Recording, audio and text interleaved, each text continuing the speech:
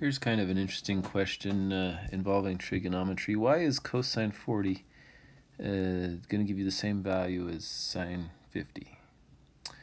So I'm just going to tell you what the value is. It's 0.766. If you plugged it into your calculator, cosine 40 would be 0.766 and sine 50 would be 0.766. So why are they the same? Let's just take a look at what's going on.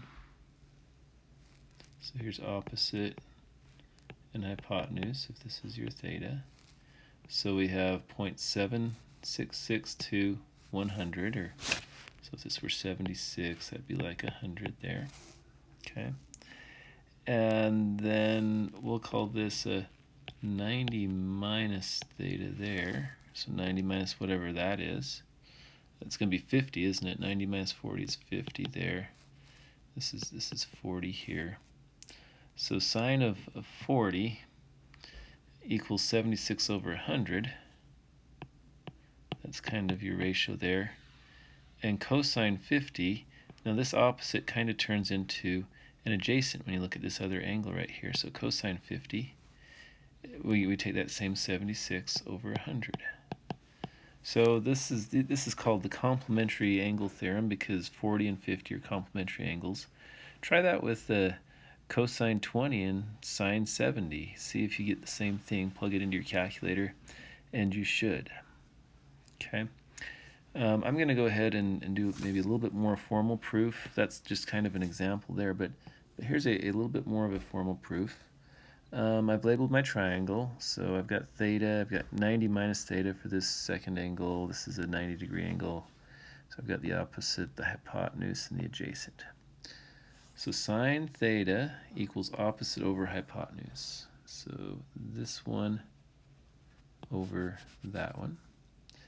And sine 90 minus theta is still opposite over hypotenuse, but we're not going to change our labels here, so we're going to go adjacent. Let's do it in pink maybe. Adjacent over hypotenuse, that's sine 90 minus theta in pink. And then cosine theta is also going to be adjacent over hypotenuse. So these two are going to be the same as each other. So since they're the same, we can write it like this. Sine 90 minus theta is equal to cosine theta. And if we had cosine, let's just put 50 in here. So cosine 40. Cosine 40 equals sine 90 minus 40 is 50. So it should work every time. If we had cosine 10, 90 minus 10, it'd be sine 80.